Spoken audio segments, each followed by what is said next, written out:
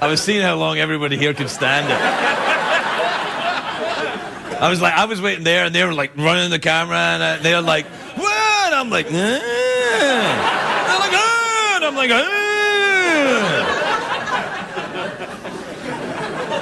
There's a lot of drama going around here tonight. Christian Slater, who's meant to be on the show tonight, still has not turned up. I know, he's been caught in some sort of gay parade. That's not a lie. There's a big demonstration going on, even at almost at this time of night. I mean, a big demonstration going on, and Christian is he might be in the parade. I don't know, but there's a big demonstration about the gay marriage ban in California. Because gay marriage, the people were allowed to be married if you were gay in California, and now they're not allowed to be married again.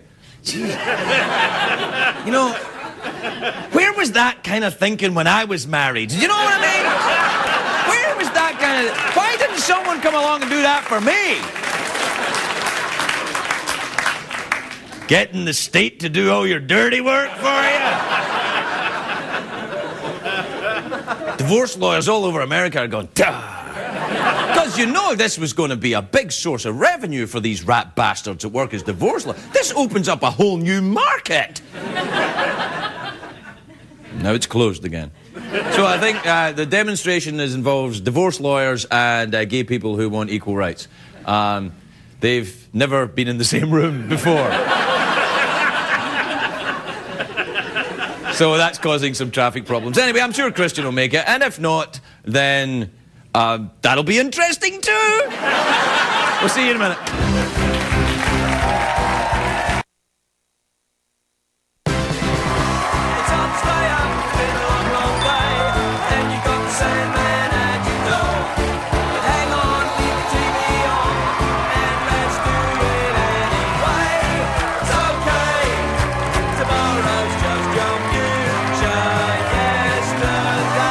Ladies and gentlemen, Craig Ferguson. Hey! Hey! Hello, you! Come on in! Hi, everybody! Welcome! Welcome to Los Angeles, California. Welcome to the Late Late Show. I am your host, TV Craig Ferguson. Thank you! Thank you! Thank you! And thank you. Gosh, for such genuine applause, it went away pretty quickly. It was almost as if you were being directed by a professional warm-up comedian. Perhaps a large gentleman dressed like Elvis, perhaps. Chunky B! Now. Oh, come on, all TV shows have got that. Nobody's that excited. You ever watch the sitcoms and people are like, you know, they go, "Oh, you betcha," and everybody goes, "Ah!" Come on, that's not funny. They're being directed by a professional warm-up comedian. Why? Why am I talking like the movie phone guy? Did you notice I'm talking like the movie phone guy. If you know the name of the professional warm-up comedian you like to see, press 1. It's a great day for America, everybody. It's Friday, of course. Hooray!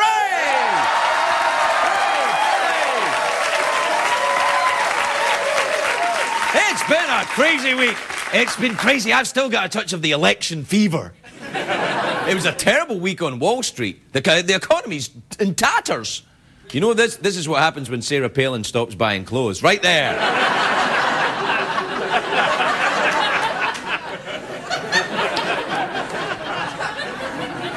The Obamas are getting a new puppy for the White House. They're still deciding what to name it. They're going to go with Rex if it's a boy and Hillary if it's a bitch. So,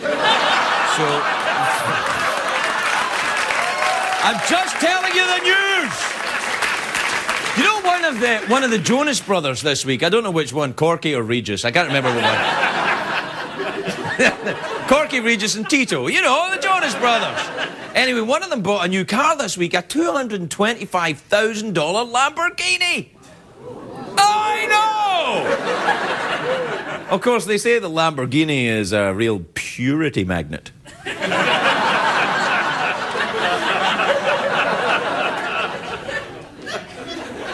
TikTok on rehab for these guys, I think. Anyway, oh, come on, doesn't that always happen? They're the young, wholesome face of America. Fast track to crazy. Anyway, big science news this week. Scientists say that a testosterone patch helps women increase their sex drive. Unfortunately, the beard and testicles are kind of a turn-off.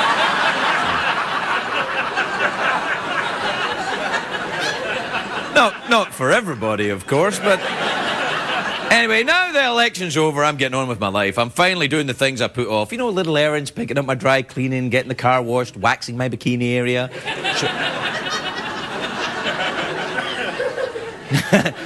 And shopping for a new computer. I have, because my old one crashed, it did. I lost all my important files. My porn. I lost my porn.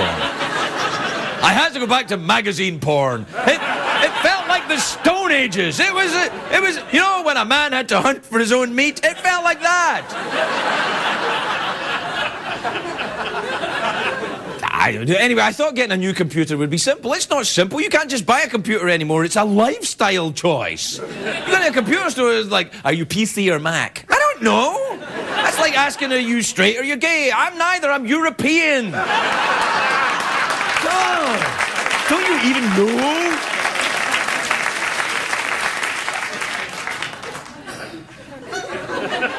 You know what annoys me? You know that Apple advertising, these ads for Apple with I find it very annoying. You know, you get the young Mac guy and the pudgy PC guy, and the Mac guy is all kind of tussled with that sex hair thing and the hipster T-shirt and that kind of face you would never tire a punching. And then...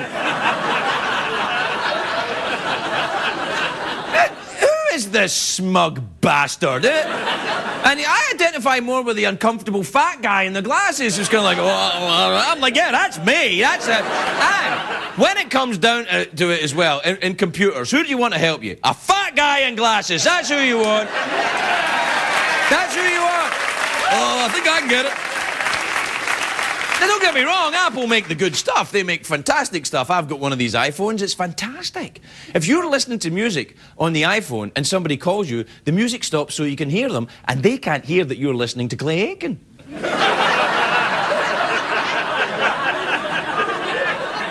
Or so I've heard. I have no actual proof of this.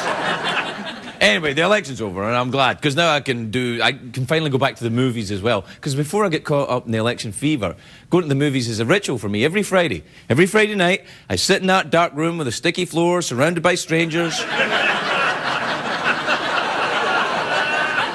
I'd leave my basement and I'd go to the movie. And there's two big movies this weekend. Oh, no, there's not. There's one. There's only one I can remember anyway. Well, that one, Role Models, comes out this weekend. That's it, and it's about the two guys who get to choose between jail time and mentoring children. Is this really an option they give criminals these days? All right, you can do life in San Quentin or community service with a precocious youngster. You know who would want that deal? Michael Jackson. I'll serve the community. You know, the Role Models movie, I think, it's one of these movies, I'm looking at the trailer for it and I'm thinking, this is one of these movies, if it was made 10 years ago, it would have had that rapping grandmother in it. You know, that kind of... Remember when it was really hilarious? There was always a rapping grandmother in every comedy. There was always that woman, you know. It was always like, in a world where people aren't hip, one grandma is kicking it old school. Hip hop, hippity hop, hip hip hippity hop.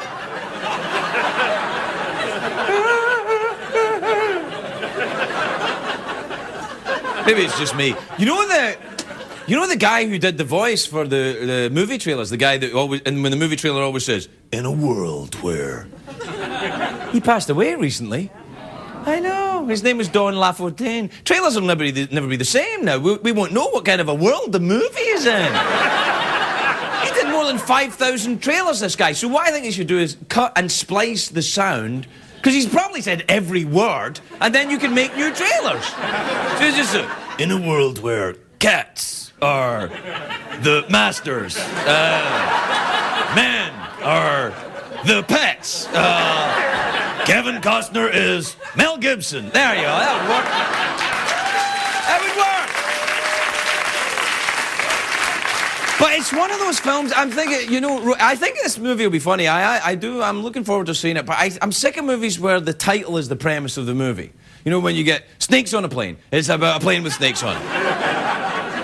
I just know the movie, I know what's going to happen, right? My favourite movies don't give away the whole plot in the title. Like Lawrence of Arabia. That's a great movie, and, you know, it's a proper title. It wasn't called British guy goes to the Middle East to settle a tribal dispute, and then another guy takes about half an hour to cross the screen on a camel. Although, that was the original title, I think. We gotta take a break. We'll be right back. We'll be right back with the big Friday night show.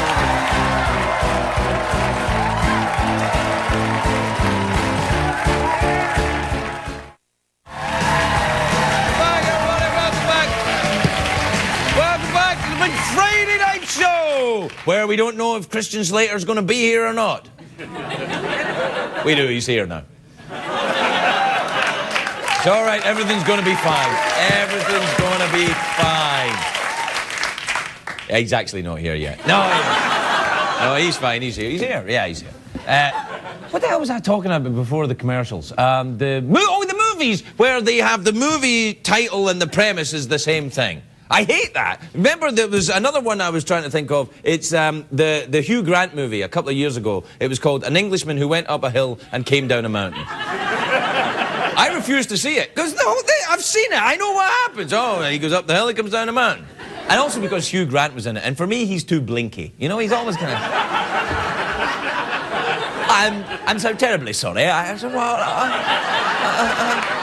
I'm just a boy looking at a girl who might be a prostitute. That's right, Hugh Grant. I still remember. Remember that? That was awesome. You know, you can go the other way, too far the other way with a movie title. You know, like, they make it impossible to understand. The new James Bond movie, Quantum of Solace. What the hell is that? Quantum of Solace? I want a good, old-fashioned James Bond title. Something like Octopussy, perhaps.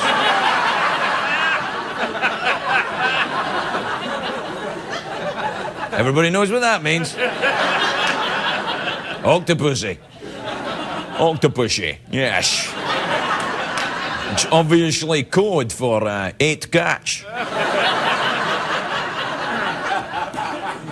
And then the Iron Man. Iron Man's a great movie, because, you know, Iron Man, when you watch that movie, you know exactly what's going to... And then it gave you exactly what you were going to give you a man ironing. Let's have a look at the trailer for Iron Man. Have you seen it? Yeah, there it is. Yeah.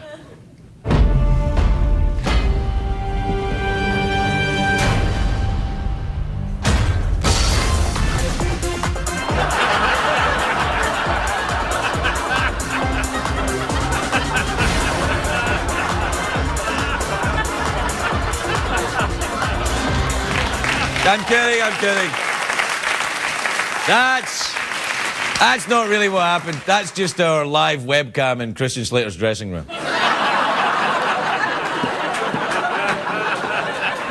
And he was working it during that protest, I think.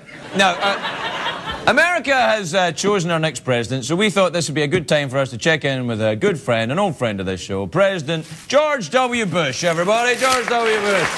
There you are. Thank you. Thank you for being with us tonight, sir. It must be a difficult time for you after the big Democratic win on Tuesday. How do you feel? Well, I feel great, Craigalicious. Last night I called President-elect Obama, and I pledged my support. Oh, that's very nice of you. Did you give Senator Obama any tips that might help him as president? I hope you didn't.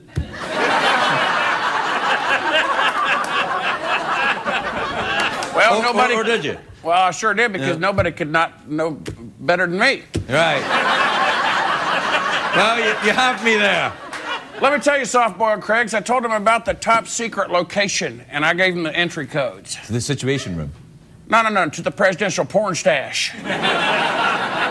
There's a porn stash at the White House? It's been here since 1862. And like I told Obama, the best part is that the First Lady finds it, you just say it's Bill Clinton's. He was really into the freaky stuff. Apparently, yeah. Now, it sounds like you and the president-elect really hit it off. Well, we sure did. I even gave him a nickname, the Obamaminator. That's very good, a combination of Obama and the Terminator. No, it's Obama and refrigerator. I was going through the fridge while I was talking to him, you know? Nicknames isn't exact science, Ferguson Sunset Boulevard.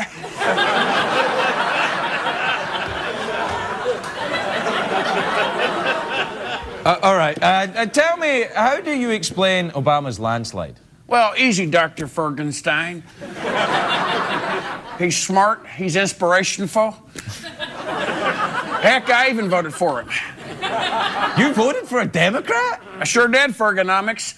McCain was just going to give us 8 more years of the same failed policy we had under Cheney. Nobody wants that. I guess not. Now, both sides were pretty tough on you during this campaign. You think that was fair?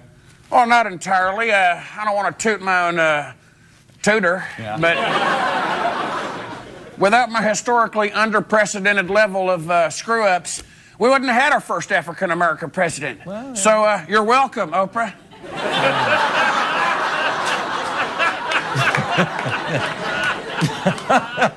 Now, what will you do between now and when Obama takes over? Well, there's not much I can do in 48 hours, Craigadile. Come Monday morning, this turd box of an economy is Obama's problem. I'm outie. Sayonara. Adios. I don't think you can leave yet, sir. You're technically president until January the 20th. You've got to check your constitution. Well, I can't. Cheney burned them all. Oh.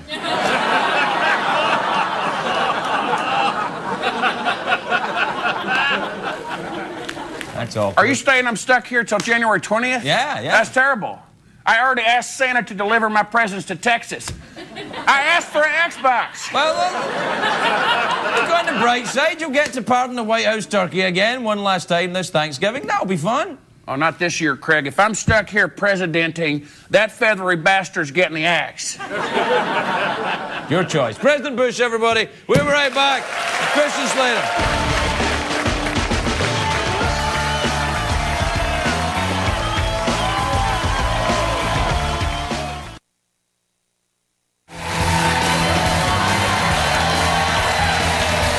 Welcome back, everybody. Welcome back to the big Friday night show. My first guest tonight is the star of My Own Worst Enemy, which is on Mondays on NBC. But it's actually good. Take a look at this. You just killed an FBI agent. He works for the company. His name wasn't Banks, it's Proctor. He was testing to see if you knew about them. The minute you told him you did, he knew you and Edward were broken. He said he was going to protect my family. He's a watcher. Watchers spy on operatives to make sure they work properly. Terminate them if they don't. It's part of systems management. Systems management? What's that? It's Janus's internal police force. Wait a second. How do you know all of this? Because I'm the head of systems management. No, you're not. You are my therapist. This is like my life.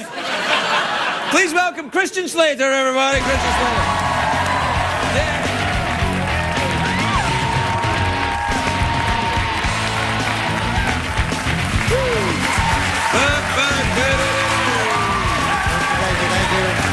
Thank you very much. Yeah, please take a seat. How good to see you. Good to see you I had some too. trouble getting here tonight. Yeah. The traffic was quite phenomenal. Well, there's a big protest. A parade of sorts. Not a protest. Oh, I mean, protest. it's definitely a protest on Proposition 8, which didn't go exactly the way that they were hoping it would go. Right, yeah. So, and rightly so. I mean, I'd be pretty angry if I wasn't allowed to, have things go as nicely as it's, they wanted it to go, or be given something and then have it taken away. Yeah, no, and also what I pointed out is when I was married, couldn't it have been done for straight people then? Hey, I I hear you. I know. Where was our proposition? We've all walked down that road. Yeah, it was rough. Yeah. That was rough. Yeah. I know. So where were they then? But yeah, the traffic was. Did you do movie star driving, like up in one wheel and stuff? Yeah, I was doing some Edwardian driving. That's my character in the show, like a spy. I mean, to get here because I came from Malibu Canyon. I was just shooting this scene on the show where I was being beaten by a stick. You know, out in Malibu Canyon. I'm supposed to be in the Congo, right? Oh, right, I'm being held hostage. In the Congo. In the Congo. I got to watch this show. This is awesome. It's insane, you know. And then I was I mean, and I thought, okay, we'll get here. We'll get in the car. It'll be fine. We had about an hour and a half to get here. Right, that's long enough. Not from the Congo, but from Malibu Canyon. Yeah, from the Congo would have been impossible. Right. But it felt like I was coming literally from the Congo. Yeah, I mean, it was insane. Traffic was a nightmare, but we made it. Well, I'm very glad that you're here. I really wanted to get here. No, we're very. I mean, look I was like, you should have seen me. I took like every back road. I had. Oh man, it was. We great. had a webcam because in your dressing room when you were getting ready for the show. Yeah. We had a webcam because we could see that you were hurrying to get ready. Do we actually have? That's it. Yeah. That's it. And I love the fact. That was me. Well, look at my shirt. I did a good job. You did a great job. Look at you. Wow. It's pressed. You're fantastic. You know, I mean, fantastic. Just lovely. I can do it all. Now, tell me about the show. I am fascinated by this show. This is the guy he's a split personality or two brains or what is it? No, it's one brain, but there's a device implanted in the brain to separate the two personalities. So, and one guy's good and one guy's evil. Yeah, it's kind of like, you know, a Jekyll and Hyde type of thing or a Superman Clark Kent type of thing, you know, where one guy is a very average guy and the other guy is a highly trained government operative. Oh, right. So you do a lot of killing? Yeah, I mean, it's fun. I mean, you know, I have a beautiful woman who plays my wife, Mädchen Amick. Oh, right. And she's Saffron lovely. Burrows. She plays my therapist. You're surrounded by hot women. So it's incredible. Yeah, I mean, it really is a wonderful atmosphere. Great place to show up for work. In the Congo, and you're hanging up on the thing, and they're beating you with the sticks. Yeah. Are there any ladies captured with you as well? Like, is Saffron Burrows wearing a fur bikini or anything like that? I mean, she talks me through it and helps me to deal with it. She plays your therapist. Emotionally, exactly. I'd quite like her to be my therapist. She's fantastic. Whoa, yeah. She's very good. She's very good. And the relationship that Edward has with her starts to develop a lot more. And she plays certainly a much more integral role than obviously just a therapist. Yeah, she's not just a therapist. She's the head of the internal terrorism. Big time. Thing. Yeah. She's part of the the whole underground layer. She really does play a major role. She's fantastic. I love shows like this. You know, don't you ever identify with your characters like this? Do you have trouble being the difference between is there good Christian and bad Christian? I'm not saying this for any reason. I'm just asking: is there good? Do you ever struggle with the darkness within? That's good. Have I struggled? See, look, I did that when I said the darkness within. That was deep. Yeah. I do. Well, the title of the show I certainly loved. I thought that was great. I think it's a universally identifiable title. I mean, there's not anybody, I think, on the planet Earth who at one time or another hasn't been their own worst enemy in some regard. Except maybe Osama bin Laden. He's our worst enemy, but I don't think he's his own worst enemy. Yeah, sure. But, you know, I don't... Maybe he is. Yeah, well... You know, sometimes I just don't know when to stop talking. Yeah. Maybe he's like that. He might be. Definitely. Maybe that's what it is. Sometimes my shyness gets the better of me. Yes. I'm sure he has that issue to deal with. I'm sure, without a doubt. Do you think that then? You have been your own worst enemy? At times in my life, obviously, of course. You know, you go down certain roads and you hit you were very successful, very young. I always think that's terribly dangerous for a human being. Don't you think? It can be. I mean, but you know. I mean, no, I don't. That's true. No, I don't. This is 12:30 in CBS. I have no idea what you're talking about. That's true. I didn't think that one all the way through. But you know, we both have we've gone down our roads, and you know, hopefully you go down them, you come out the other side. And you get to do a show called Your Own Worst Enemy, as opposed to being your own worst enemy. Absolutely you get to exercise all the demons in that regard, and it's a lot of fun. It's delightful to see you again. Thank you so much for I'm not leaving after it took so long for me to get here. I'm going to stay here. This is Slater, everybody. I'm going to sit here the whole show. I'm not leaving. You don't have to.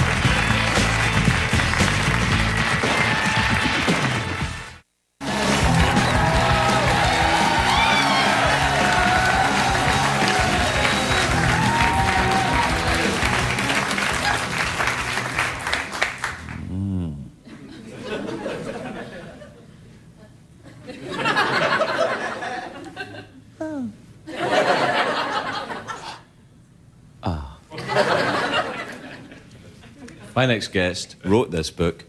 It's called A Supremely Bad Idea. It's hilarious. It's in stores now. Please welcome the author, Luke Dempsey, everybody. Luke Dempsey.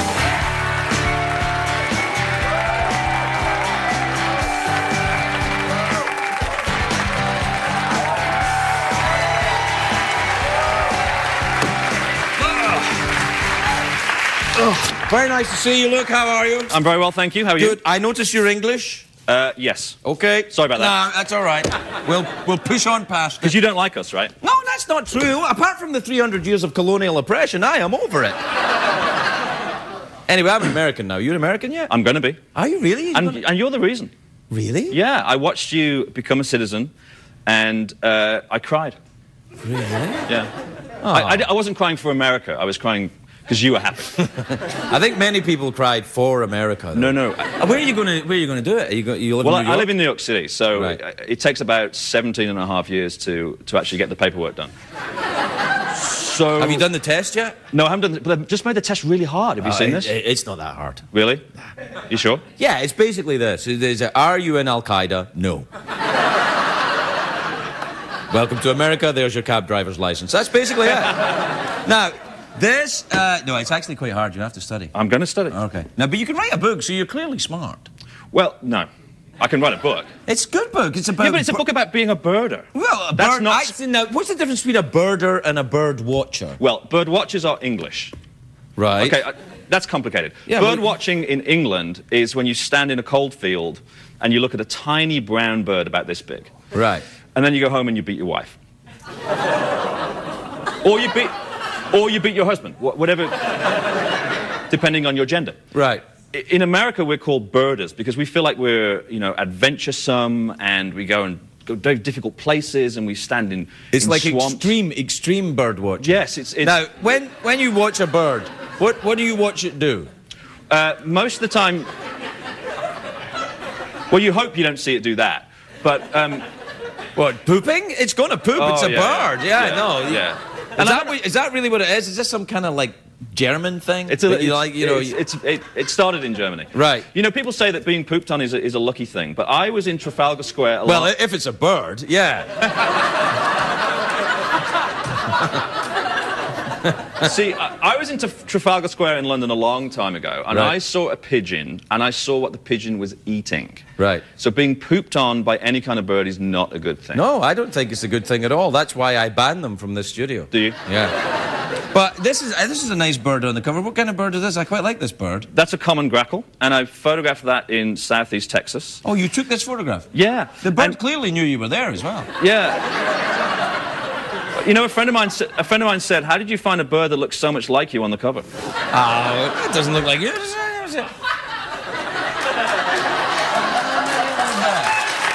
little bit.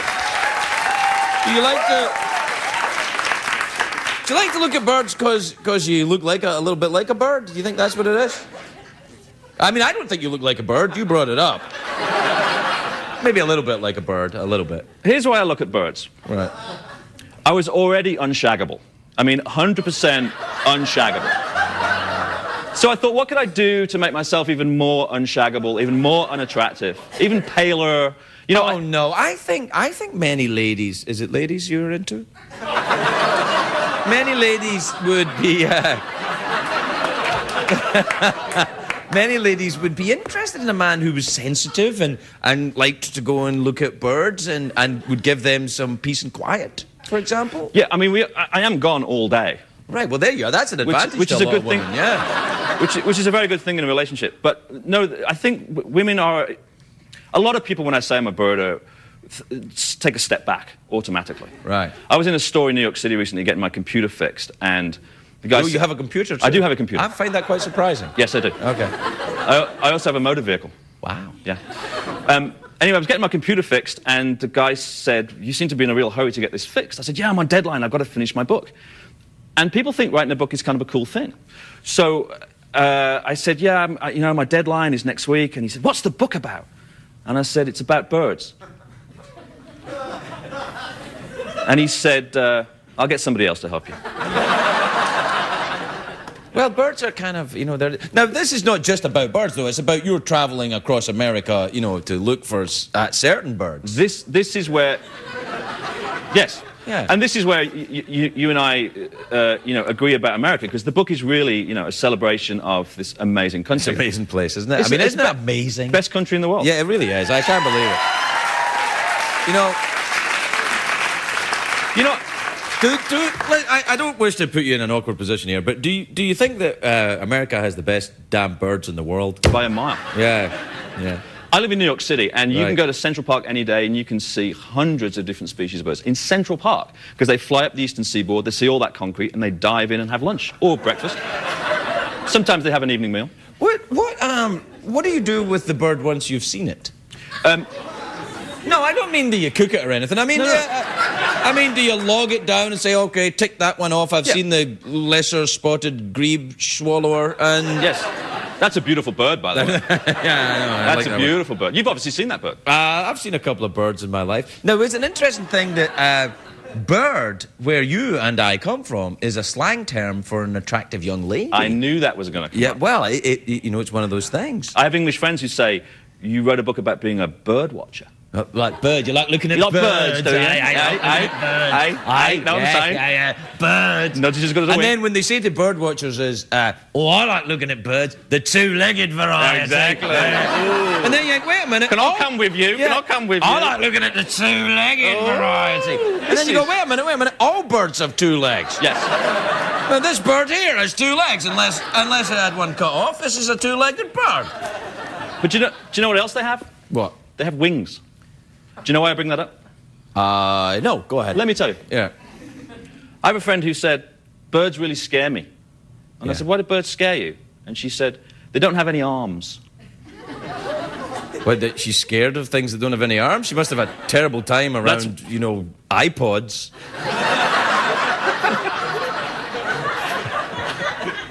Yeah. iPod doesn't have any arms. you No see. arms. But it's a huge part of birding, iPods now. Really? Why? Oh, yeah. Because really good birders can tell the sound of a bird before they see it. But reasonably good birders like me can say, what's that? Let's repair to the iPod. And one puts the iPod in one's ears and says, oh, it's that bird. Let's go see it. You can remember a bird's song? Yeah, I can do some bird songs. I'm not going to, but I can do them. You've got it. You can't make a statement like that on television and then not do it. Okay, there's a black-throated green warbler. Tell me about it. You know? It's about yay big. It's got a black throat, hence the name. And otherwise, it's sort of limey green. Yeah. And it goes... Zee-zee-zee-zee-zolzy. Zee-zee-zee-zee-zolzy. Are you sure it does that? No, I made the whole thing up. Zee-zee-zee-zee-zozy? Yep. And if you hear it in the field, you're like, oh, black-throated green. Is it a common bird? It's certain times of the year and the eastern seaboard, it's a very common bird. But it migrates, so it comes through in April and it goes back again in the... Now, here's the thing I would like to ask you about birds that migrate. Do they get jet lag? Because they can travel long distances. It's a long way. Yeah. Well, in the spring, what they do, if you're very lucky as a birder, you have something called a fallout, which is when they've flown all the way from Costa Rica or northern South America, and suddenly they're like, I got to get something to eat, and they just fall into a tree, and you'll get 20, 30 different kinds of birds. Oh, that would be... Oh, my God, that'd be a dream come true. And I'm not making fun, I'm not. It's good to be passionate about something, and bird watching is fascinating. They're, God's creatures. They're interesting and lovely, and they've got feathers, and they're pecky, and they're everywhere, but they're lovely.